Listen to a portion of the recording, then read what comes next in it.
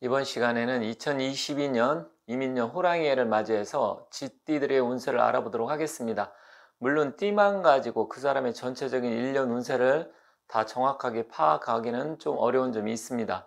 그래서 자세하게 알고 싶다고 하신다고 하면 태어난 연월일시를 정확하게 대입을 해봐야 좀 더 구체적으로 알 수가 있고요. 하지만 다만 띠별로 그래도 대략 어떤 일들이 발생할지 알 수 있으니까 한번 재밌게 봐주시고, 혹시 좀 더 디테일한 부분 자세하게 알고 싶다 하시는 분들은 뭐 저라든지 아니면 기타 선생님들한테 직접 자세한 상담을 하시기 바라겠습니다. 다만 띠별로 하는 거기 때문에 띠 중심적으로 한다는 점 말씀드리고요. 또 뭐 여러분들께서 혹시라도 좀 더 알고 싶은 게 있으면 제 영상 말고도 또 다른 선생님들도 많이 띠별로 해서 운세를 말씀드리니까 그 점 참고하시면 되겠습니다. 자, 쥐띠 같은 경우는 우리가 자축, 인묘, 진사오미 할 때 이 자수를 우리가 일반적으로 쥐띠라고 합니다. 그래서 쥐는 우리가 육식갑자 중에서 갑자을축 병인정묘 할 때 육식갑자에 제일 먼저 나오게 되고요. 그리고 또 자축, 인묘, 진사오미 12지지 때도 제일 먼저 나오게 됩니다. 그래서 쥐띠 위주로 하는데, 이 쥐띠에는 잘 아시겠지만 다 5가지가 있습니다. 5가지가. 첫 번째는 갑자년 쥐띠고요. 두 번째는 병자년 쥐띠입니다. 그리고 세 번째는 무자생이고, 네 번째는 경자, 그리고 마지막으로 5번째는 임자생이 있습니다.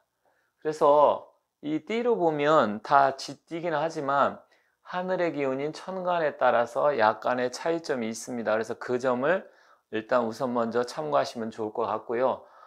이 천간의 기운이 목이냐 화냐 이런 거에 따라서 달라지고, 물론 자기가 태어난 날의 일간이 중요하기 때문에 일간이 목화토금수 중에서 무엇인지에 따라서 좀 달라지긴 합니다. 하지만 전체적으로 봤을 때 쥐띠의 특성은 일단 삼합의 기운으로 봤을 때 쥐띠라는 것은 신자진 해서, 일단 이 신자진이라는 것은 이 신은 원숭이고 자는 쥐고 이건 용입니다. 용인데 전반적으로 이 쥐띠, 특히 원숭이띠, 용띠에 함께 삼재가 들어옵니다.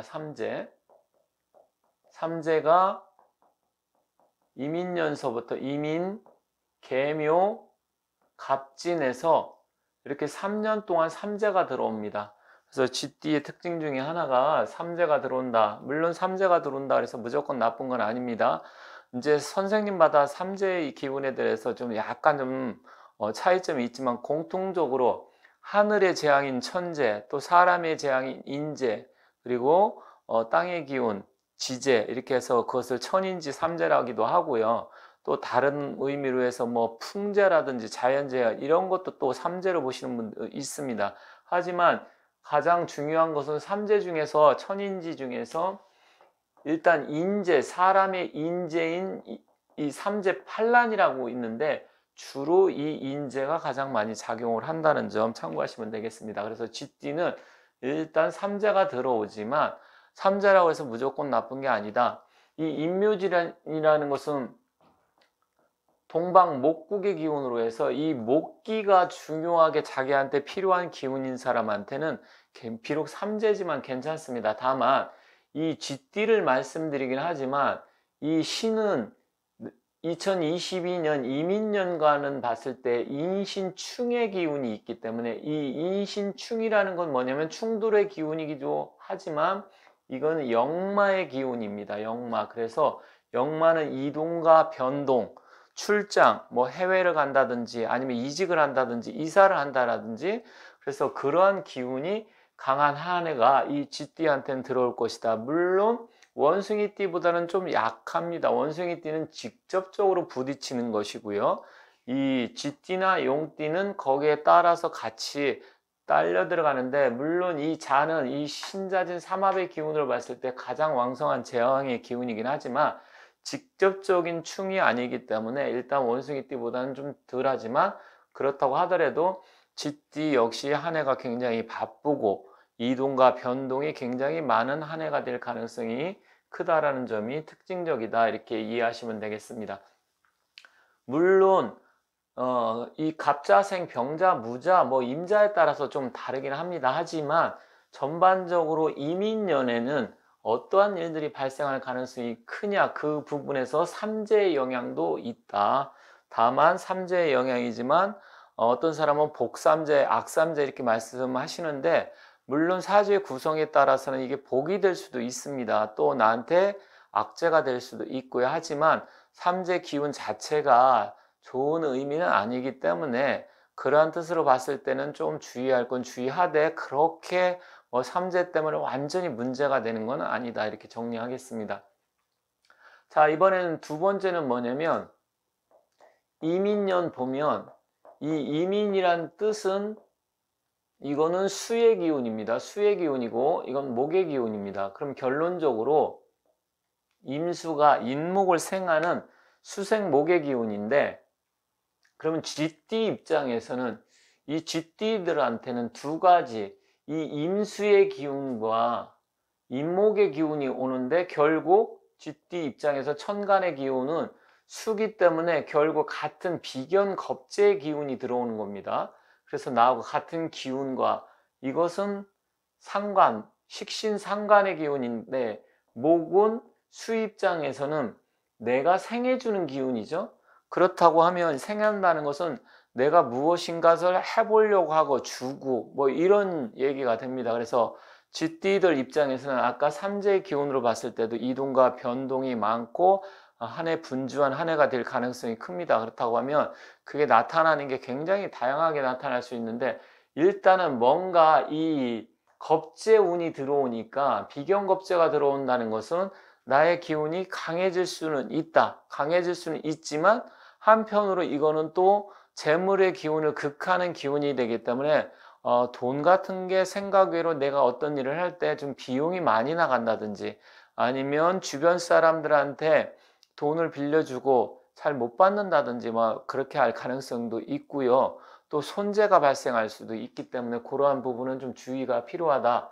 다만 이 인목의 기운은 일단은 쥐띠 입장에서는 인목은 상관입니다. 식신상관 중에 상관인데, 결론적으로 보면 이 쥐띠 입장에서는 내가 생해주고, 이 상관이라는 것은 식신과 더불어서 무엇인가 내가 새로운 일을 하려고 하는 상관생재, 식신생재, 그런 기운이기 때문에 투자를 한다든지 재테크 관련 일을 한다든지 장사를 한다든지 비즈니스를 한다든지 무언가 새롭게 한번 시작해 보려고 하는 그러한 의지와 기운이 뻗치는 한 해이다. 그렇기 때문에 뭔가 새로운 일을 했을 때 그게 무조건 다 잘 되면 좋겠지만, 잘 되는 경우보다는 안 되는 경우가 우리나라가 살아가면서 느끼셨겠지만 훨씬 더 많습니다. 그래서 쥐띠들이 만약에 내가 장사를 한다든지 어떤 비즈니스 한다든지 집을 산다든지 여러 가지 그런 행동을 했을 때 이왕이면 조금 더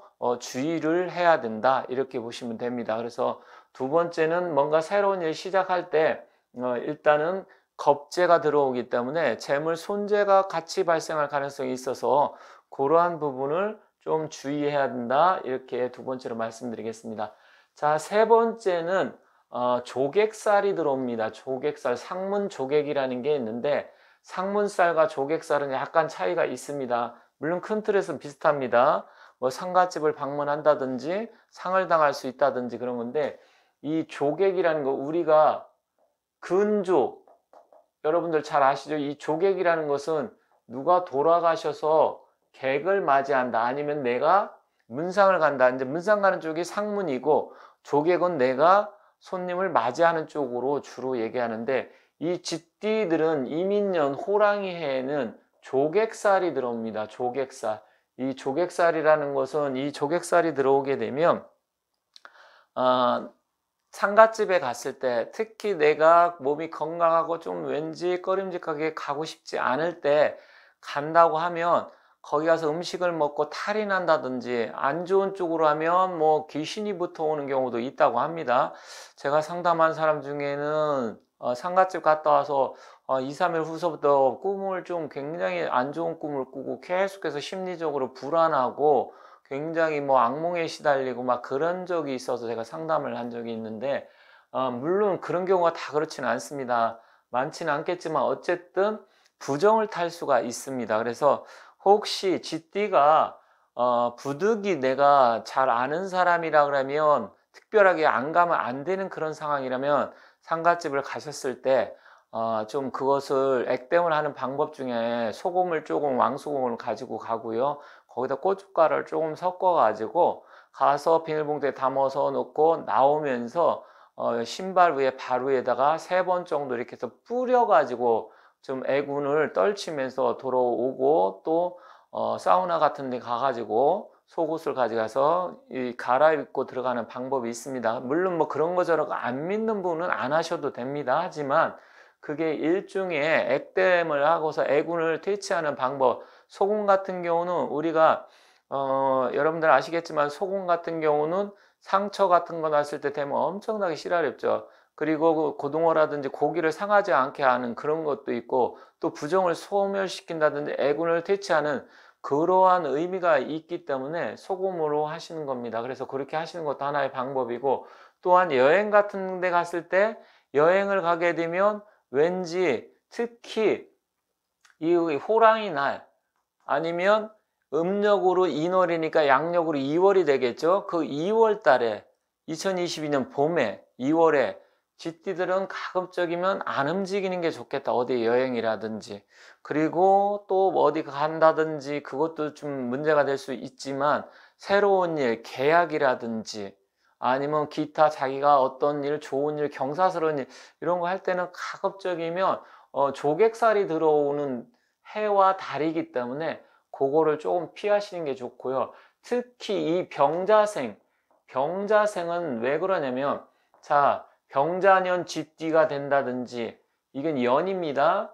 아니면 병자일, 자기가 태어날 날이 병자일이다 그러면 이게 뭐라 그랬습니까? 조객살이라 그랬죠. 조객.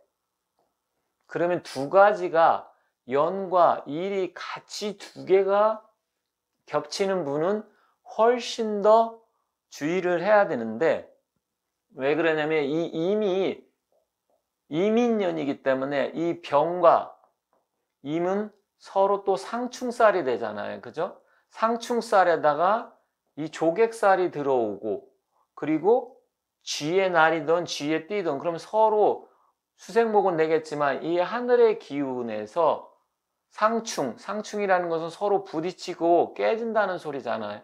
이 상충살이 들어오면서 실질적으로는 이 조객도 같이 들어오기 때문에 조금 주의를 하셔야 되고, 또 이것은 동쪽을 나타냅니다. 동쪽을 동방목국이라고 하죠. 그래서 이는 동쪽을 나타내기 때문에 가급적이면 이사 계획을 잡았다 그러면 2022년 2월 이민년 인월이 양력으로 2월이거든요.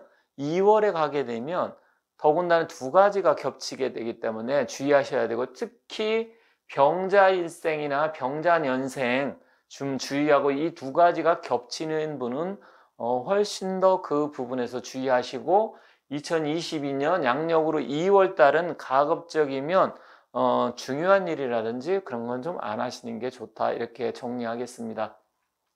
그리고 다른 부분에서는 아까 말씀드렸듯이 새로운 일이나 무엇인가에 투자가 됐던 이사가 됐던 계약이 됐던 뭔가 해보려고는 하는데, 일단은 이 조객살이 들어오는 해이기 때문에 그런 부분에서 손재도 발생할 수 있고 조금 어려운 분이 닥칠 수가 있어서 가급적이면 계약이 됐던 아니면 어디를 내가 선택을 하고 무슨 일을 하려고 할 때 조금 더 신중을 기하고, 또 이사 같은 경우는 가급적이면 동쪽을 좀 피하는 게 좋고, 양력으로 2월 달을 좀 피해서 그 다음 이후에 하는 게 좋겠다, 이렇게 정리를 하겠습니다.